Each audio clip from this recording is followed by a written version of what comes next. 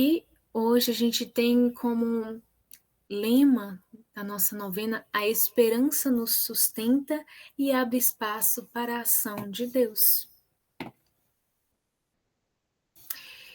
E hoje, para falar um pouco para nós sobre as quartas moradas, eu convidei uma pessoa muito especial, quase me mata hoje, quase me causou um infarto, né? Eu gostaria de saudar o nosso querido cofundador Felipe Victor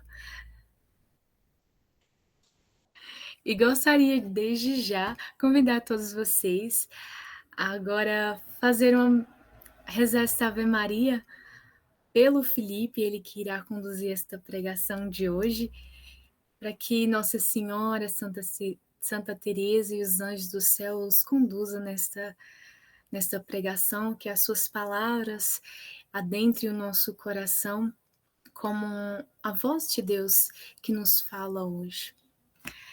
Ave Maria, cheia de graça, o Senhor é convosco.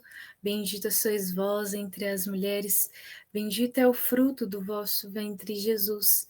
Santa Maria, Mãe de Deus, rogai por nós, pecadores, agora e na hora de nossa morte. Amém. Santa Teresa de Jesus, rogai por nós. Mais uma vez, seja bem-vindo, Felipe. Esse é um momento todo seu. Obrigado, Luana. Boa noite para todos. Uma alegria aqui, mesmo à distância, reencontrar com vocês. E a Luana, no dia de hoje, a novena, a gente vai estar conversando um pouco sobre essas quartas moradas. E eu separei aqui um trechinho do Castelo Interior que vai nos ajudar a entender um pouco melhor, do que Teresa trata das quartas moradas. Claro que é uma explicação breve, um entendimento breve, e com o tempo, a oportunidade, a gente vai poder tratar disso de uma forma mais profunda. Mas está lá no capítulo 3, o parágrafo número 3. Então, capítulo 3, parágrafo número 3 das quartas moradas. Teresa vai dizer assim: parece-me que nunca o dei a entender como agora, porque para buscar a Deus no interior da alma, é grande a ajuda quando Deus faz essa mercê. Então, mais uma vez, parece-me que nunca o dei a entender como agora, porque para buscar a Deus no interior da alma, é grande a ajuda que Deus faz essa mercê. Essa mercê, quando ela está falando, é esse favor, essa graça que Deus dá, esse dom. E Teresa está falando aqui da importância como é a gente encontrar esse Deus dentro, no mais interior da gente. Quando a gente vai falar desse encontro com Deus, nesse interior, ela lembra, inclusive, um poema de Santo Agostinho, que está lá em Confissões. Nossa, esse poema tem uma música que é lindíssima também, e eu trouxe aqui uma parte desse poema para a gente poder lembrar que Teresa cita, esse poema para nos ajudar a compreender o que é esse Deus que a gente encontra no mais profundo do nosso ser. Como a Luana falou aí, a quarta morada, a gente está entrando cada vez mais profundo, cada vez mais no centro desse castelo, cada vez mais próximo do rei. E olha o que Santo Agostinho vai dizer lá no livro das Confissões, capítulo 27. Tarde te amei, ó beleza tão antiga e tão nova. Tarde demais eu te amei. Eis que habitavas dentro de mim, e eu te procurava do lado de fora. Eu, disforme, lançava-me sobre as belas formas de tuas criaturas. Estavas comigo, mas eu não estavas contigo. Estavas comigo, mas eu não estava contigo. Retinham-me longe de ti as tuas criaturas, que não existiria se em ti não existisse. Tu me chamaste, o teu grito rompeu minha surdez. Então, Santo Agostinho, ele diz aqui para a gente, é justamente onde Santa Teresa busca essa inspiração para falar das quartas moradas. Eis que habitavas dentro de mim e eu te procurava do lado de fora. Santa Teresa fala que nas quartas moradas a alma tem uma compreensão mais profunda profunda do que isso significa. Por quê? Porque é uma grande graça que Deus dá para essa alma compreender.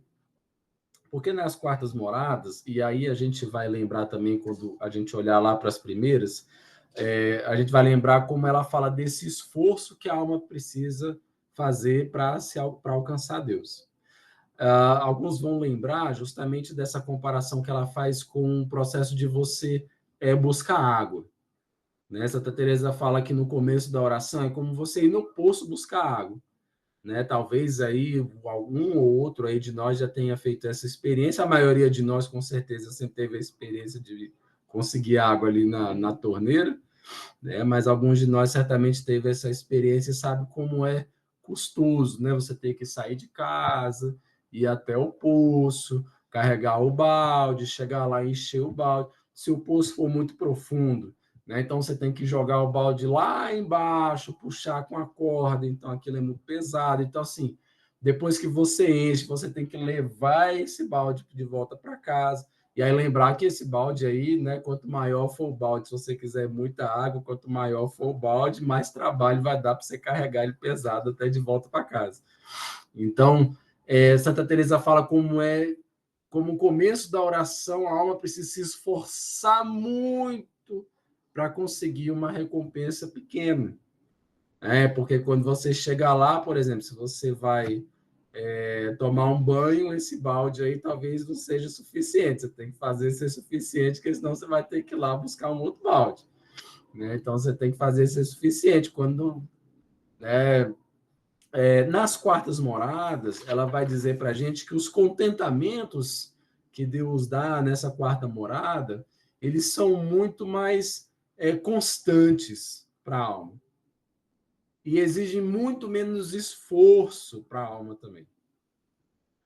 Isso não significa que a alma está alcançando esses contentamentos com menos esforço a partir dos próprios méritos.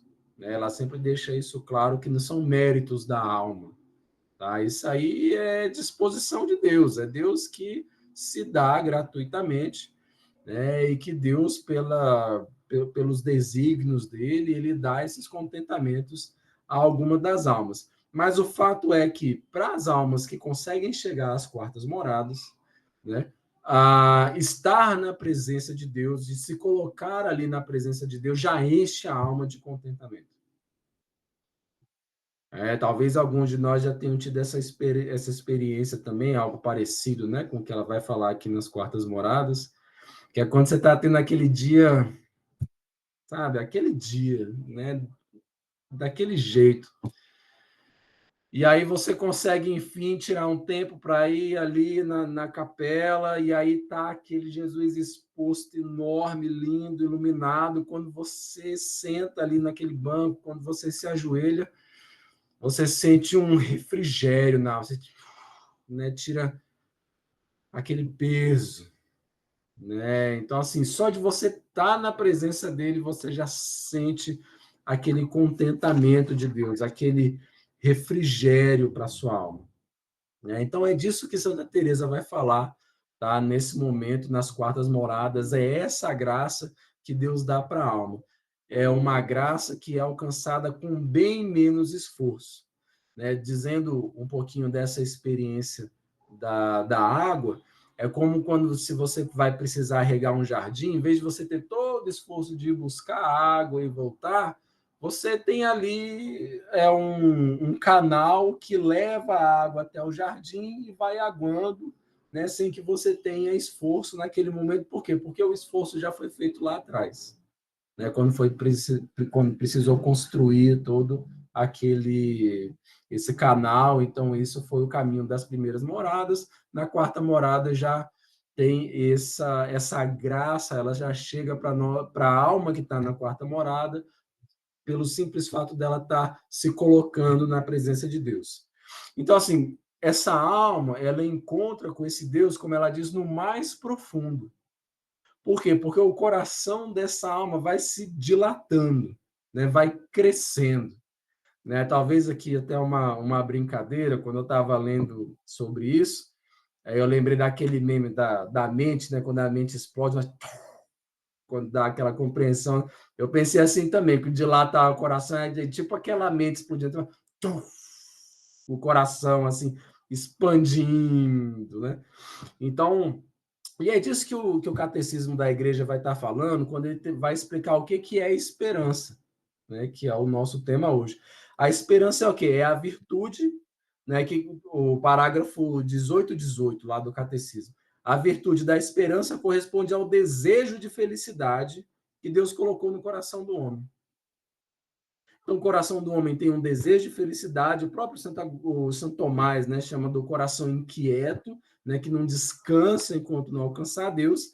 E ele diz assim nesse mesmo parágrafo: essa esperança dilata o coração, né, dilata o coração na expectativa da bem-aventurança eterna.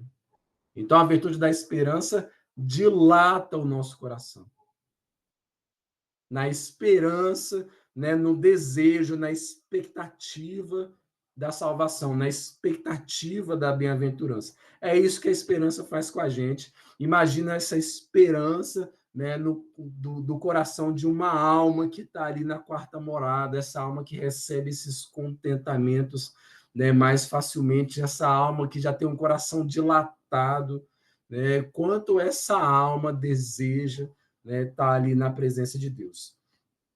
E também, quando a gente foi lendo, né, sobre essa importância, como a esperança dilata o coração, eu lembrei também de um salmo, o Salmo 119, tá? Ele vai dizer assim para a gente, é aquele salmo gigantesco, né, aquele maior dos salmos. O Salmo 119, versículos 30 ao 32. Olha o que o salmista vai dizer para a gente. Aqui a tradução de Jerusalém que eu estou usando, tá? Escolhi o caminho da verdade e me conformo às tuas normas. Apego-me aos teus testemunhos. Yahvé, não me deixes envergonhado. Corro no caminho dos teus mandamentos, pois tu alargas o meu coração. Versículo 32. Corro no caminho dos teus mandamentos, pois tu alargas o meu coração. Então, por que eu estou perseverando no caminho de Deus? Por que eu mantenho a esperança, tá, nessa bem-aventurança eterna, na salvação que só pode vir de Jesus Cristo? Porque o Senhor alarga o meu coração. Porque o Senhor expande o meu coração pela virtude da esperança.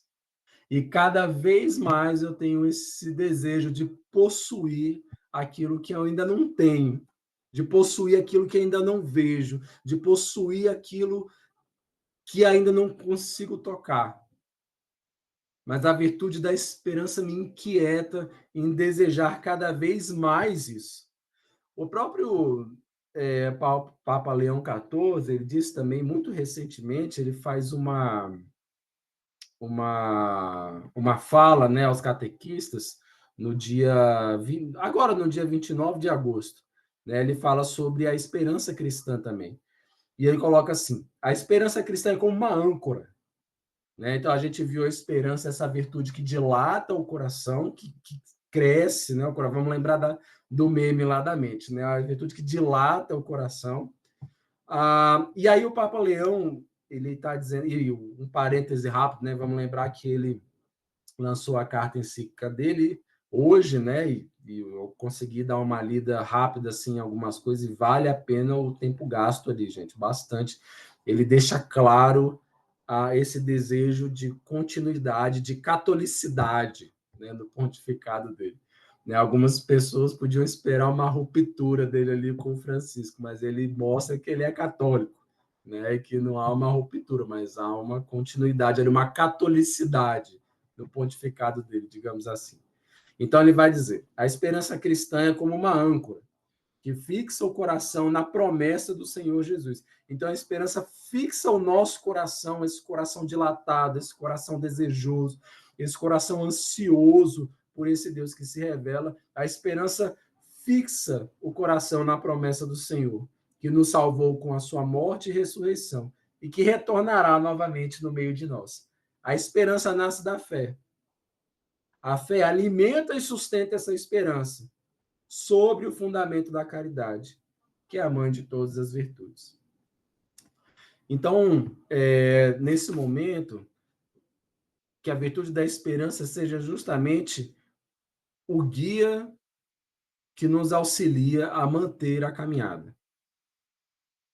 Tá? Convido a todos nós que, nesse momento em que estamos meditando esse caminho das moradas do Castelo Interior, né, de Santa Teresa, nesses dias que meditamos e que estamos esperando, né, para comemorar a festa de Santa Teresa, que a esperança nos auxilie, seja esse guia, que a esperança fixe, né, os nossos corações na promessa do Senhor Jesus, que a esperança dilate os nossos corações, que a esperança faça explodir, expandir os nossos corações no desejo, né, pela bem-aventurança eterna.